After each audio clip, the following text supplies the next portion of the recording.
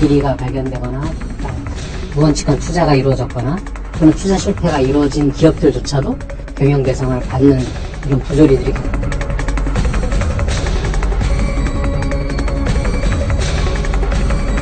원하는 대로 시장 분야는 조정 가능하니까 참가를 해달라. 대출은 언제쯤 오는 거예요? 참여 의사를 확인을 하고 좀 논의를 한 다음에 그 이후에 이제 금액 부분에 대해서 이야기를 하고 있습니다.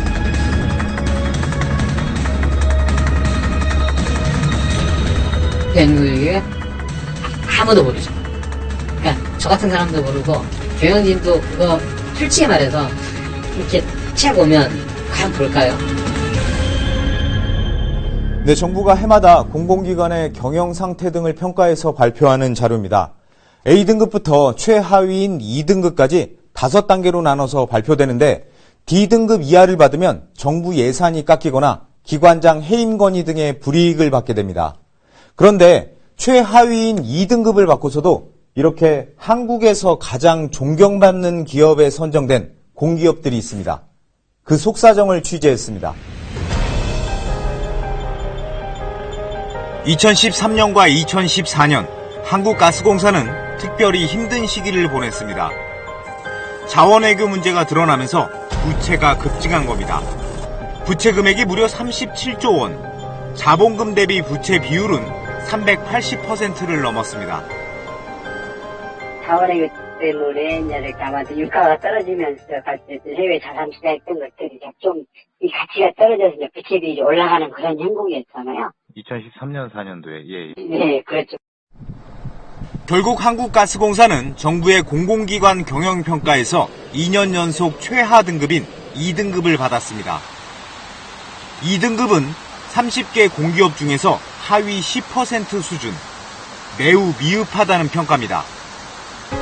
하지만 이렇게 경영에 문제가 생겼던 한국가스공사, 2014년에 에너지 부문에서 가장 존경받는 기업이라는 인증을 받았습니다. 게다가 2013년과 2014년에는 연속으로 한국에서 가장 일하기 좋은 기업상도 받았습니다. 2013년 한국철도공사는 민영화 논란으로 인한 사장의 조기 사임과 노조 파업 등으로 내후외환을 겪었습니다. 철도노조가 아주 장기간 파업을 했던 시기도 하고요. 그리고 그 용산개발 부산 등으로 해서 철도공사의 어떤 부채 문제 이런 것들이 심각하게 된 상황이라서 한국철도공사 역시 부채 비율 367%에 부채 금액만 14조 9천억 원, 빚에 쪼들리고 있었습니다.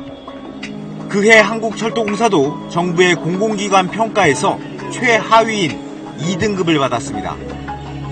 그런데 철도공사는 2013년 글로벌 스탠다드 경영 대상이라는 상을 받았습니다.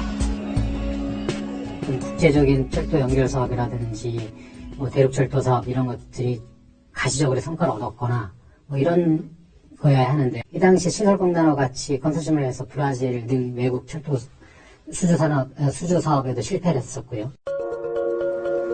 정부 경영평가에서 최하위를 기록하고 빚더미에 올라앉아 있는 공기업들이 어떻게 이런 상을 받았을까? 더욱 큰 의문은 공기업들이 상을 준 업체에 돈을 줬다는 겁니다.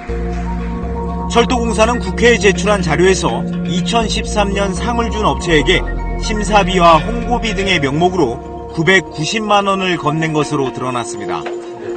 가스공사도 2013년과 2014년 상을 준 업체에 같은 명목으로 5,500만 원을 지급한 것으로 나타났습니다. 상을 받은 공기업 중에서 경영 상태가 양호하다고 알려진 곳도 사정은 비슷했습니다. 하루 평균 13만 명이 오가는 대한민국의 관문 인천공항. 11년 연속 세계 공항 서비스 평가 1위, 세계 최고 공항상 등 개항 이후 16년 동안 국내외에서 모두 200회 가까운 상이나 인증을 받았습니다. 이 가운데 인천국제공항공사가 지난 2008년부터 무려 8년 연속으로 선정된 것이 있습니다. 한국에서 가장 존경받는 기업입니다. 그러나 2008년과 2013년의 경우 정부 평가는 C등급이었습니다.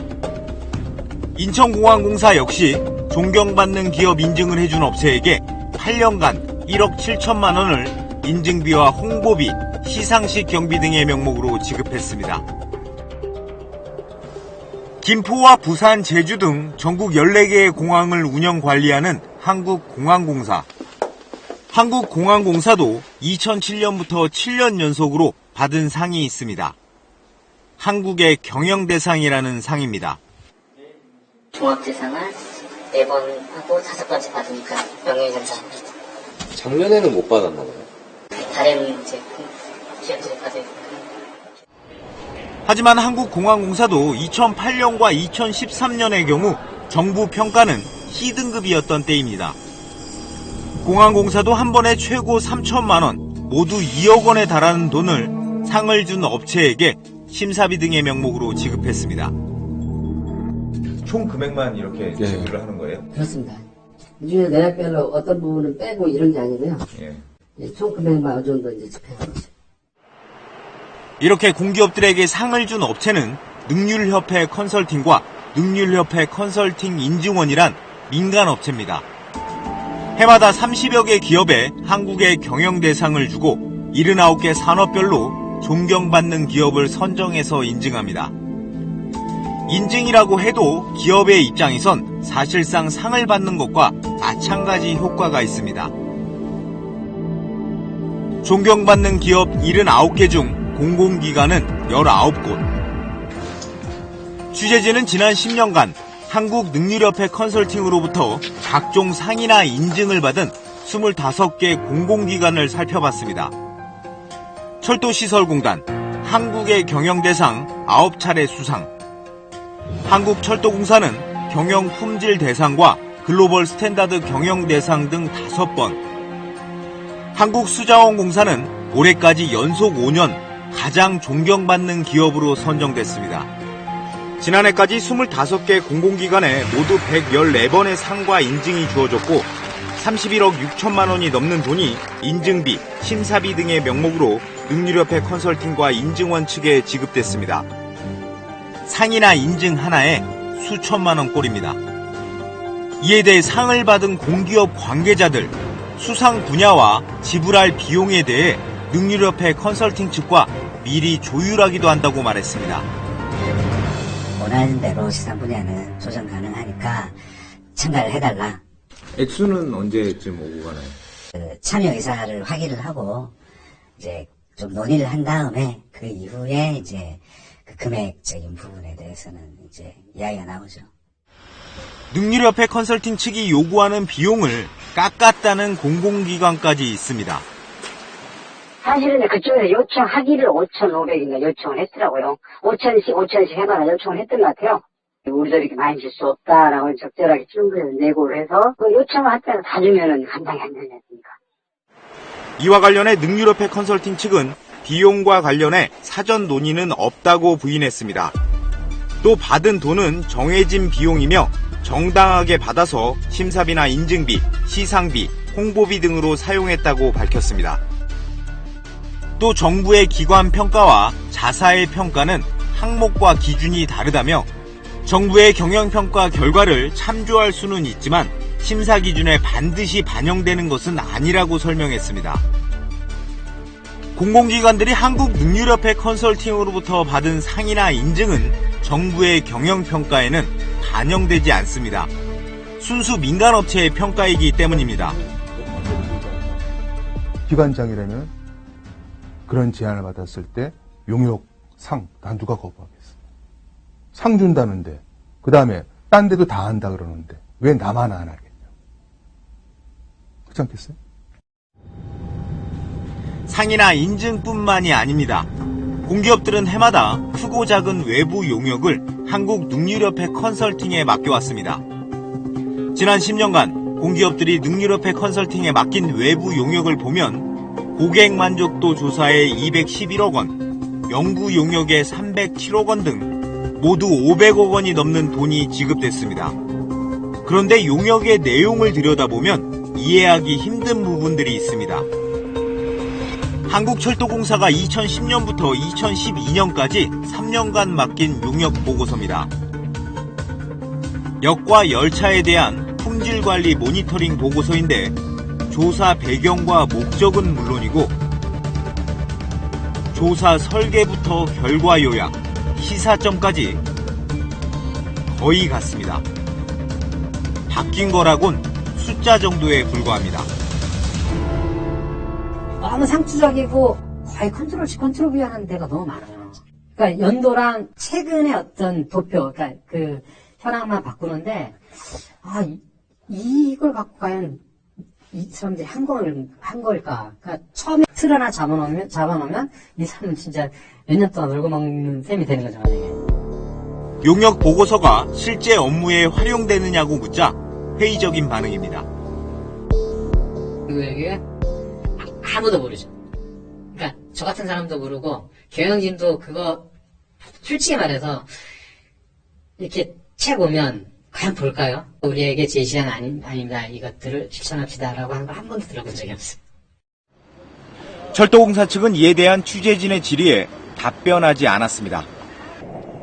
받은 상에 대해서 보고서를 작성한다는 명목으로 수천만 원짜리 연구 용역을 다시 맡기는 경우도 있었습니다. 2010년 인천공항공사가 2,100만 원을 들여서 맡긴 용역 보고서입니다. 같은 해 능률협회 컨설팅으로부터 받은 존경받는 기업 선정에 대한 영문 보고서 제작 용역을 다시 능률협회 컨설팅에 맡긴 겁니다. 보셨어요, 혹시? 아니요, 못 봤습니다. 볼 시간도 없고요. 지금 다른 업무가 많다 보니까. 그것도 2010년도에 했던 거라 그때 당시만 만들었고 연속성 있는 업무가 아니기 때문에 사실. 인천공항공사 측은 이에 대해 영문 보고서는 해외 홍보에 사용했다고 밝혔습니다. 한국능률협회 컨설팅뿐만이 아니라 여러 민간업체와 언론사들, 공공기관들에게 갖가지 명목의 상이나 인증을 줍니다.